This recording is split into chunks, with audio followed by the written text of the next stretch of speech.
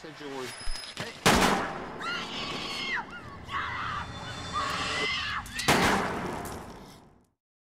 Origins, the lifeblood to comic book characters. A radioactive spider, doomed planet, dead parents. These are of course the origins of Spider-Man, Superman, and Batman. Iconic beginnings for iconic characters. Throughout the history of comics, we have seen these origins told over and over, changing and updating to fit modern times, but the core always remains the same. The spider always bites, the planet always explodes, and parents always die. And out of the ashes rise heroes, motivated by their past to become greater, to fight so their origins aren't repeated. This is the most important story for a character, the event that changes the character forever, the foundational narrative that defines their existence, the one that people outside the world of comics will learn of, the one movies will be built from. If people aren't in it from the beginning, good luck getting them in later. Pretty much every character has one, canon or not. From the biggest heroes to the smallest villains in supporting cast. These were stories of tragedies, failures, rebirths, the gaining of unimaginable power and fantastic abilities that would change their life for the better or worse. Superhero stories are considered to be the modern society's myths and legends, and these origins are the beginning of their step into immortality.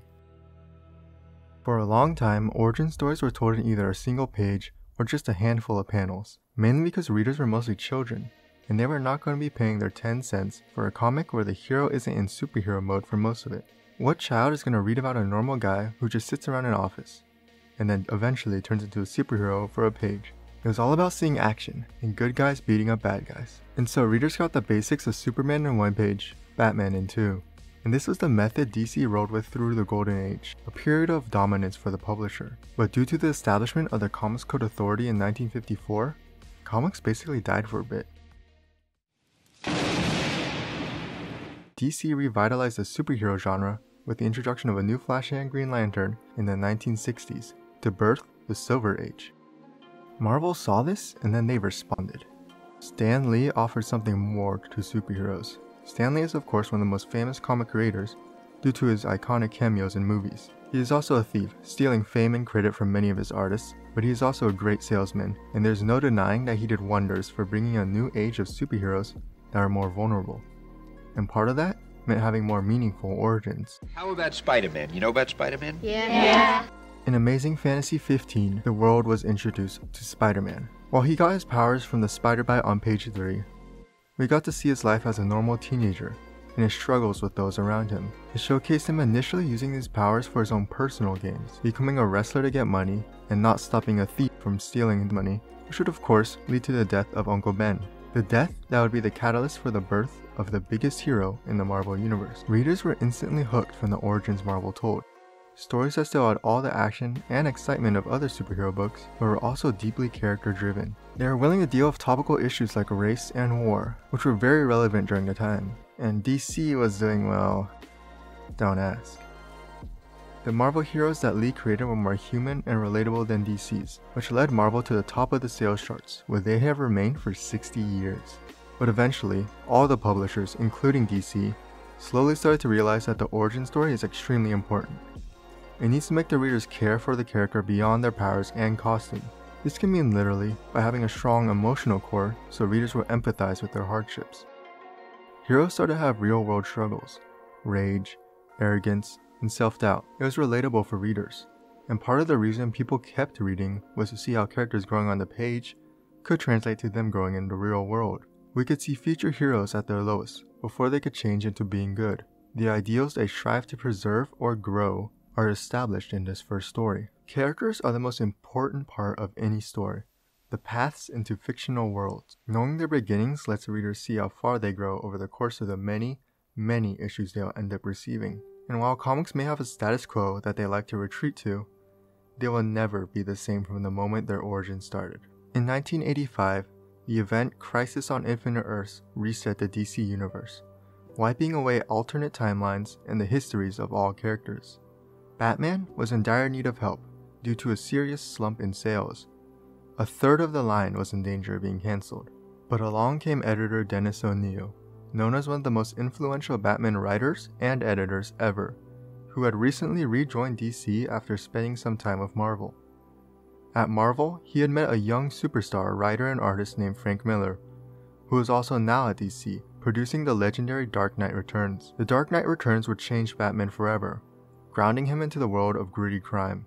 But what O'Neil learned was that Miller and artist David Mazzucchelli, who had worked with Miller on Daredevil, were working on a separate Batman graphic novel detailing his origin. He convinced them to let it be released as part of the Batman title itself, which meant it had to be canon and obey canon rules, unlike The Dark Knight Returns. This worried Miller, but O'Neil reminded him of Crisis, so he really wouldn't be restricted. And so Batman Year One was hatched. Year One was a game changer for Origins and Batman. The story followed, well, the first year of Batman, from Bruce Wayne's return to Gotham to the beginning of the relationship between Batman and Commissioner Gordon. We were not seeing the prime versions of these characters. They would struggle in their journey to bring justice to the city of Gotham. It also showcased the beginnings of Catwoman, revealing her to be a prostitute, a Frank Miller staple, and her first encounters with Batman. The story would go on to receive critical acclaim for being gritty and grounded, nor influenced. David Mazzucchelli's art was another standout for its minimalism, realism, and the way it captured the grimness of Gotham City. The vulnerable nature of the story made us believe that Bruce Wayne could feasibly become the myth that Batman is. His first attempt at trying to fight crime was a total failure, where he almost died and considered just letting himself bleed out. But staring at his father's statue, remembering the moment his journey started in Crime Alley, his second catalyst crashed through the window. And he knew.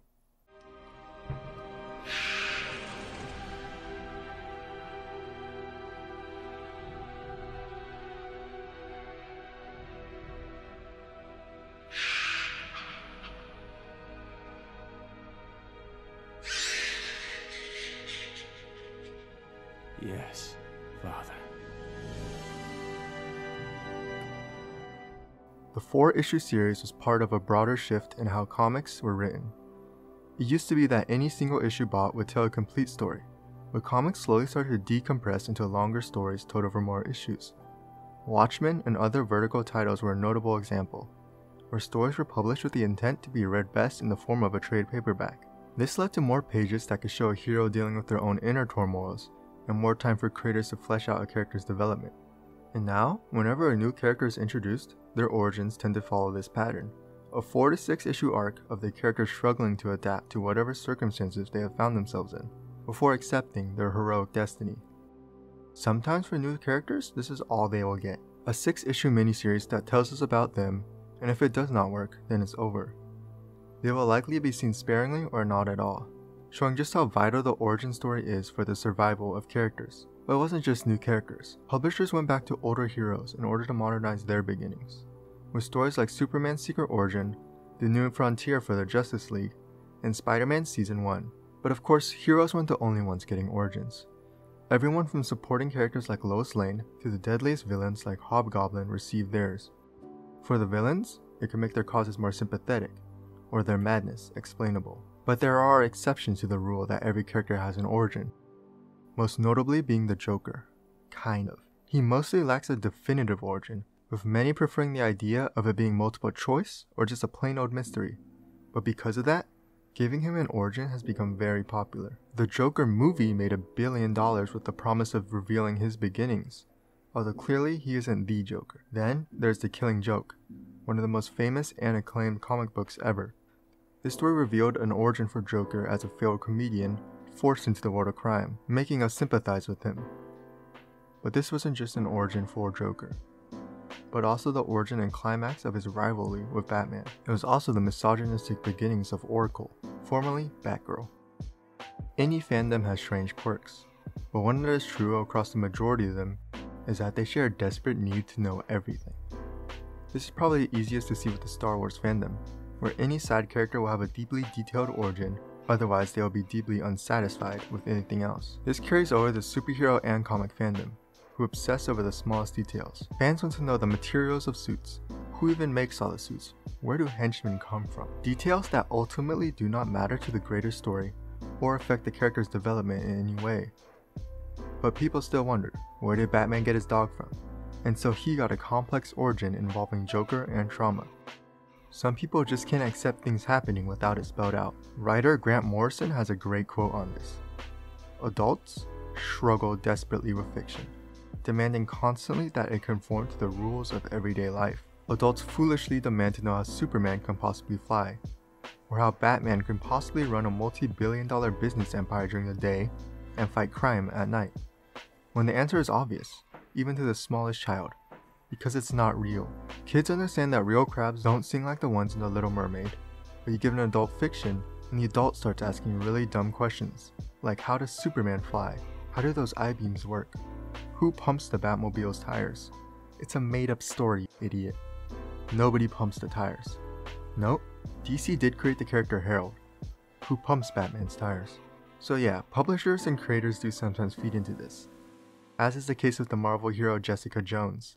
She debuted in 2001, but was also revealed to have been this unnamed bystander who appears in one panel with no lines in Amazing Spider-Man 4 from way back in 1963. Countless villains have been tied to characters' origins, such as the most recent Nightwing villain, Heartless, who was revealed to have attended Haley's circus the night Dick's parents fell. The Joker, of course, fell into the vat on one of Batman's first nights out, when he was a normal criminal known as the Red Hood. And Sony once planned to make an origin movie for Aunt May of all characters. And let's talk about movies. Let's be real, most people do not read comics.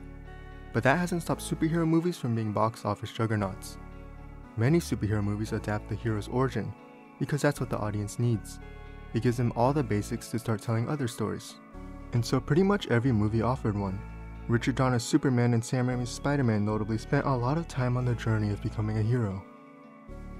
But the one that really made an impact requires us to once again look towards Batman, with Batman Begins, the 2005 movie from Christopher Nolan. It is loosely adapted from Year One, with similar elements of Bruce Wayne's relationship with Gordon, going against Falcone and struggling.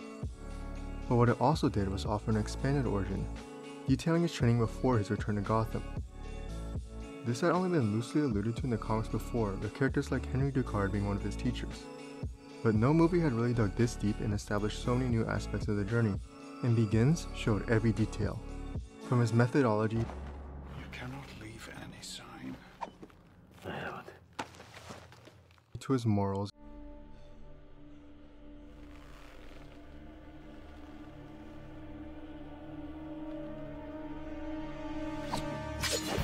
What are you doing? What's necessary, my friend?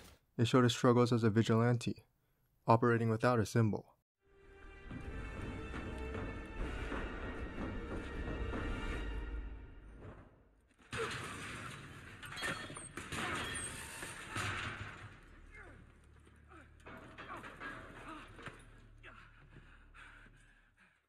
And it showed the origin of the symbol itself and how that tied into his greater character.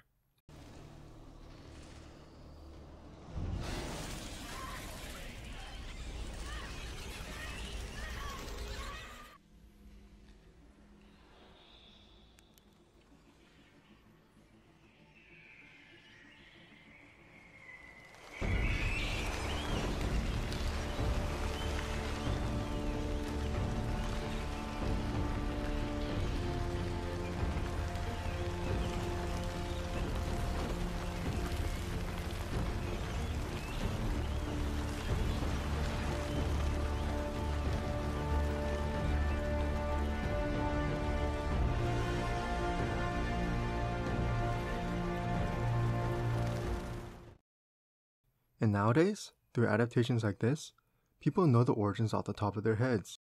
Enough for movies like Spider-Man Homecoming, The Batman, and Superman Legacy can skip over them entirely. They have become firmly rooted in culture. Superheroes will always lack an ending to their story, meaning the beginning is so much more important. It is the one consistent point in time that can always be looked back to. Everything that will ever happen will be because of something from this moment. Every mistake, every triumph, pulled from the foundations of these modern myths, eternal stories that will be remembered for generations.